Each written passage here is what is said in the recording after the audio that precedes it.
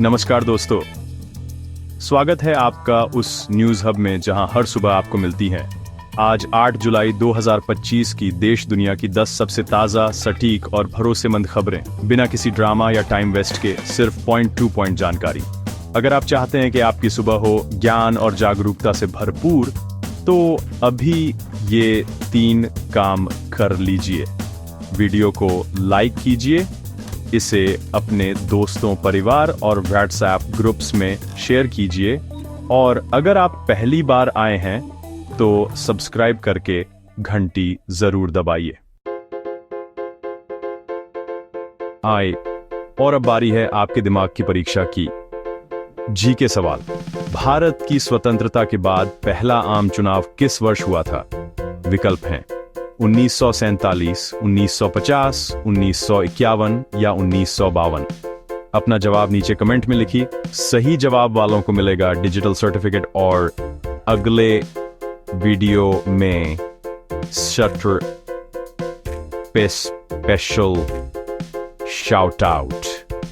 तो चलिए बिना देरी के बढ़ते हैं आज की 10 सबसे बड़ी खबरों की तरफ। राजस्थान भारी बारिश से जनजीवन प्रभावित। आज झुंझुनू, जयपुर और आसपास के जिलों में दहाड़ती बारिश के चलते सड़कों पर पानी भरा मिला। कई इलाके नदी के जैसे बह निकले। बसें ठप, दुकानें बंद और बटन दबाने को मजबूर लोग घरों में कैद। सरकारी टीमों ने ड्रेनेज सिस्टम क्लीनअप तेज कर दिया, जबकि बाढ़ प्रभावित परिवारों के लिए राहत शिविर तैनात किए गए। किसानों की फसलें डूबी। बिजली लाइनों पर भी खतरा मंडरा रहा है। मौसम विभाग ने अगले 2 दिन और लेकर अलर्ट जारी किया है। बढ़ते हैं अगली खबर की तरफ।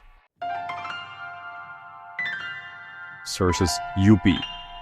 किसानों को मंडी परिसर में बड़ी राहत। यूपी सरकार ने फूलों की खेती करने वाले किसानों के लिए नियम बदले। अब उन्हें उपज मंडी से बाहर बेचने के लिए अनुमति नहीं लेनी पड़ेगी। इससे इन फ्लावर किसानों को समय बचत और लाभ मिलेगा। साथ ही 9 जुलाई से प्रदेशव्यापी पौधारोपण महाअभियान शुरू होगा, जिसमें 50 लाख से अधिक पौधे लगाए जाएंगे। पर्यावरण मंत्री ने किसानों को आह्वान किया कि वे भीड़ भाड़ वाले बाजारों में भी अपनी उपज सीधे बेचकर बेहतर दाम पाएं। बढ़ते हैं अगली खबर की तरफ। आज एमपी के मुख्यमंत्री मोहन यादव ने लुधियाना में रोड शो कर जनमानस से संवाद किया। उन्होंने राज्य में मूंग उड़द की सरकारी खरीद के पहले दिन खुद शिलान्यास किया, जिससे किसानों को न्यूनतम समर्थन मूल्य की गारंटी मिलेगी। मौसम विभाग ने प्रदेश के 25 जिलों में भारी बारिश का ऑरेंज अलर्ट जारी किया। इसलिए खरीद केंद्रों पर शेड तैयार हो गए हैं। सीएम ने आश्वासन दिया कि खरीदी व्यवस्था निर्बाध चलेगी और किसानों को तुरंत भुगतान होगा। बढ़ते हैं अगली खबर की तरफ। बिहार चुनाव आयोग ने वोटर लिस्ट रिवीजन में दस्तावेजी बाधा हटाई है। अब बिना किसी पहचान पत्र के भी गणना फॉर्म जमा कर सकते हैं। इससे करीब 75 लाख नव रजिस्टरिंग मतदाताओं को आसानी से नाम जोड़ने का मौका मिलेगा। आयोग ने बैंक, पंचायत और ब्लॉक स्तर पर जोर शोर से जागरूकता अभियान चलाया, जिससे 93% मतदाताओं को फॉर्म प्रदान किए गए और 13% ने वापसी जमा कर दी। इससे चुनाव प्रक्रिया में पारदर्शिता बढ़ेगी और सभी को मतदान का हक मिलेगा। बढ़ते हैं अगली खबर की तरफ। दिल्ली एनसीआर में आज सुबह से लगातार झमाझम बारिश हुई, जिससे अनाज मंडी, सफदरजंग, नोएडा, गुरुग्राम जैसे कई जगहों पर जलजमाव की स्थिति बन गई। यातायात जाम, मेट्रो में देरी और ऑटो रिक्शा सेक्टर में खलबली मची हुई है। मौसम विभाग ने अगले 24 घंटे में और बारिश की संभावना जताई है। इसलिए ड्रेन टीमों को अलर्ट किया गया है।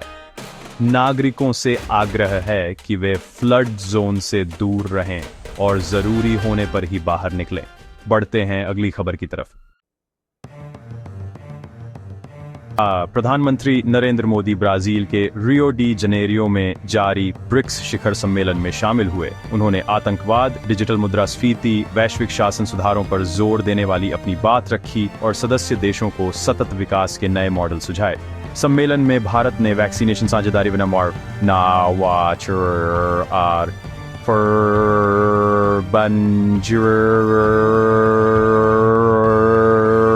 प्रस्ताव रखा।